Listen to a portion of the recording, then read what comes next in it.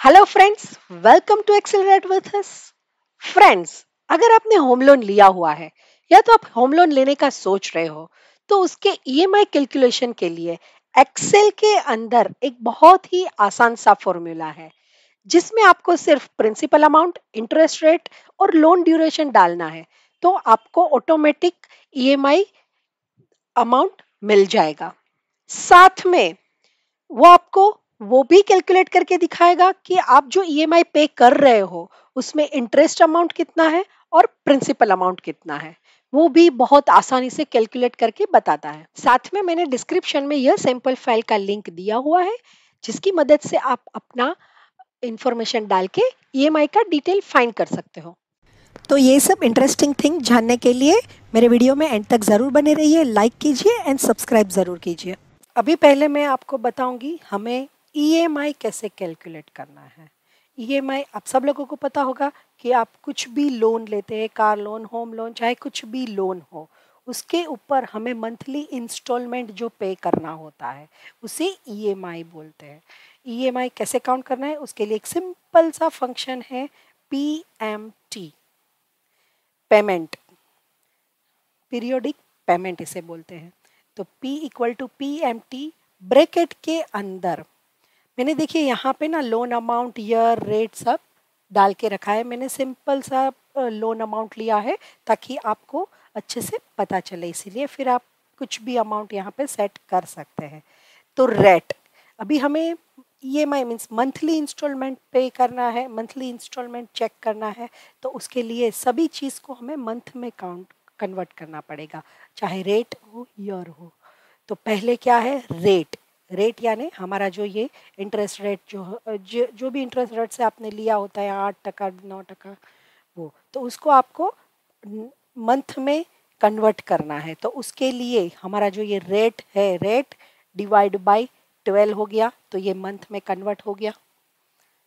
Coma, उसके बाद है number of period. Number of period यानी कितने साल का है हमारे पास, 10 साल का है, तो उसको भी हमें 10 साल को मंथ में कन्वर्ट करना है।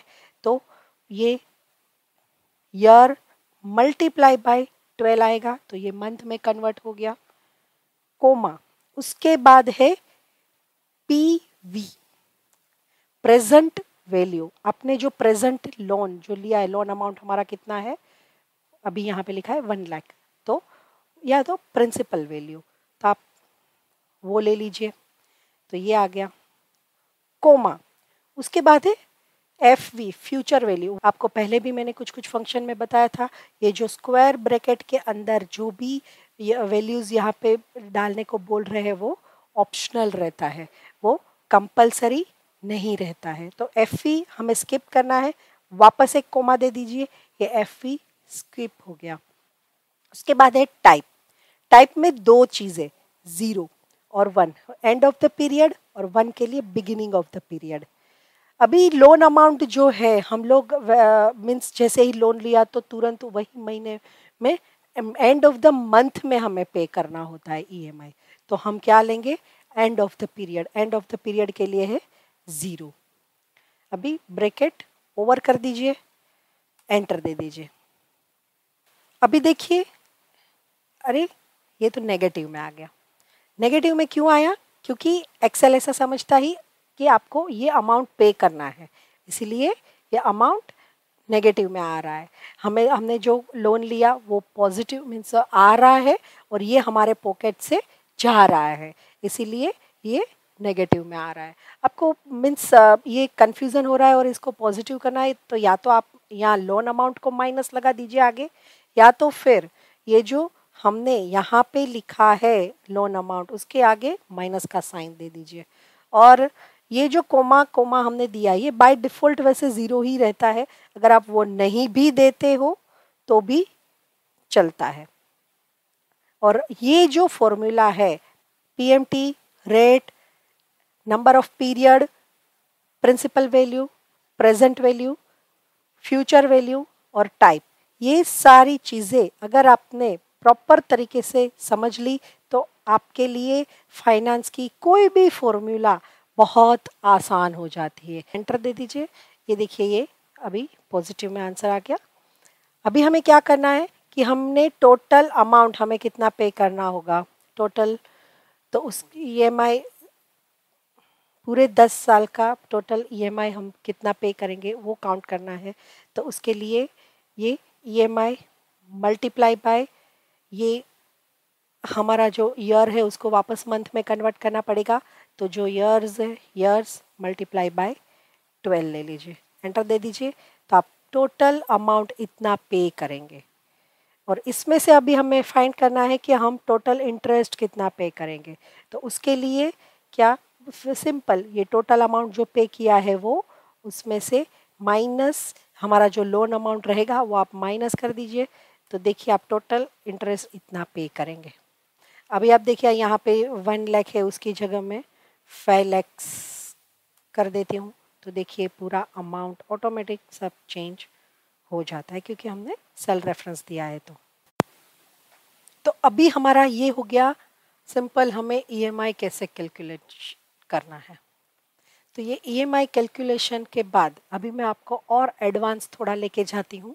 उसमें आपको पता होगा कि आप जब ईएमआई पे करते हो तो ईएमआई के अंदर मंथली इंस्टॉलमेंट के अंदर आपका कुछ पार्ट इंटरेस्ट रहता है और कुछ पार्ट प्रिंसिपल रहता है। जैसे जैसे पीरियड बढ़ता जाता है वैसे इंटरेस्ट पार्ट कम होता जाता है और आपका प्रिंसिपल वैल्यू बढ़ता जाता है। जैसे कि मैंने पहले आपको बताया, मैंने जो डिस्क्रिप्शन में सैंपल फाइल दिया हुआ है वो यह वाला फाइल मैंने दिया हुआ है। यहाँ पे आपको सिर्फ लोन अमाउंट डालना है, टर्म ईयर डालना है और इंटरेस्ट रेट डालना है। सिर्फ इतना इंफॉर्मेशन डालने के बाद आपको सारी इंफॉर्मेशन ऑटोमेटिक आ जाएगी। जैसे कि मैं यहाँ पे 5 लाख की जगह मैं यहाँ पे डाल रही हूँ 10 लाख, तो ये 10 लाख के हिसाब से हो गया। 15 ईयर के बदले मैं यहाँ पे डाल रही हूँ 10 ईयर। तो देखिए ये चार्ट और साइड में जो आप कैलकुलेशन जो देख रहे हैं वो पूरा ऑटोमेटिक एडजस्ट हो जाता है। साथ में आप नेक्स्ट वर्कशीट देखिए, मंथली वर्कशीट के अंदर आपको मंथली इंफॉर्मेशन मिल जाएगा। इंटरेस्ट कंपोनेंट, प्रिंसिपल कंपोनेंट कितना जाएगा, वो टोटल पेमेंट आप कितना कर रहे हो मंथ, और मंथ एंड में आपका एंडिंग बैलेंस कितना रहेगा वो भी यहाँ पे दिखाया हुआ है। अभी हमें ये कैलकुलेट करना है कि हमारा ईएमआई के अंदर से कितना इंटरेस्ट पे हो रहा है और कितना प्रिंसिपल वैल्यू कितना पे हो रहा है कौन से मंथ में क्या। तो उसके लिए हम फंक्शन यूज करेंगे। इंटरेस्ट के लिए है IPMT, इंटरेस्ट पेमेंट। हम कितना इंटरेस्ट पे कर रहे हैं, ब्रैकेट के अंदर वापस आ गया सेम रेट। रेट को आपको मंथ में कन्वर्ट करना है। पहले भी मैंने आपको जैसे बताया कि ये ईयरली रहता है तो एनुअल रहता है, तो हमें मंथ में कन्वर्ट करना है। उसके बाद आ गया पीरियड। पीरियड यानी ये जो हमें पर लिखा है वो फर्स्ट मंथ का, मीन्स आपको जो भी मंथ का आप बीच में नंबर डालोगे कि आपको 50वें मंथ का चाहिए तो 50 आप यहाँ पे लिख दीजिए तो वो 50 मंथ का आपको दे देगा। हम यहाँ पे ये फर्स्ट मंथ का अभी ले रहे हैं, comma number of period. Number of period यानी हमारा ये टर्म हो गया 10 साल का जो है वो, उसको भी आप वापस मंथ में कन्वर्ट कर दीजिए। कोमा प्रेजेंट वैल्यू, आपका प्रिंसिपल वैल्यू कितना है, ये 5 लाख वाला। आपको पहले भी मैंने बताया अगर आपको वो नेगेटिव में नंबर आने में थोड़ा कंफ्यूजन लगता है तो आपको जो यहाँ पे ये डाल रहे हैं पीवी उसके आगे माइनस साइन लगा दीजिए। उसके बाद है FV और टाइप जिसकी इसमें ज़रूरत नहीं है, आप ब्रैकेट लगा दीजिए, एंटर दे दीजिए। ये हमारा हो गया इंटरेस्ट। फर्स्ट मंथ के अंदर हम लोग इतना 4166 समथिंग इंटरेस्ट पे करेंगे। तो प्रिंसिपल कितना पे करेंगे वो काउंट करना है। तो क्या करना है आपको, इक्वल टू, उसके लिए फंक्शन है PPMT। बाकी सारी चीजें सेम है, rate divide by 12 comma period जो है वही मंथ वाइज, ये फर्स्ट मंथ का ही ले रहे हैं हम, comma number of period multiply by 12 month में कन्वर्ट कर लिया, कोमा माइनस करके ये हमारा principal value present value, bracket over कर दीजिए, एंटर दे दीजिए। तो हमने प्रिंसिपल टोटल इतना पे किया है। अभी देखिए यहाँ पे आप ये दोनों का जैसे ही सम करेंगे तो ये हमारा जो भी अमाउंट है टोटल अमाउंट वो सेम आ गया। अभी हमें इसको ड्रैग करना है, मगर ड्रैग करने से पहले आपको ये सेल रेफरेंस को एब्सोल्यूट सेल रेफरेंस बनाना पड़ेगा, ताकि आप ड्रैग करेंगे तो C5 जो है वो तो चेंज हो जाएगा। तो उसके लिए आप F4 दे दीजिए, तो ये सेल फिक्स हो गया। ये F2 को एब्सोल्यूट नहीं बनाना है, क्योंकि वो तो हमें वैसे भी मंथ चेंज करना है, 2 3 4 ऐसे ऑटोमेटिक लाना है। तो एंटर दे दीजिए। वैसे ही मैं यहाँ पे भी कर डालती हूँ, इसको भी F4 दे दीजिए, F4 F4 एंटर। तो ये हो गया।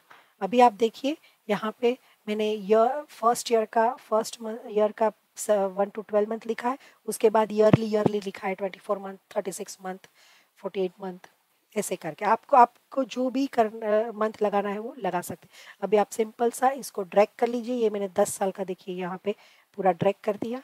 इसको भी आप ड्रैग कर दीजिए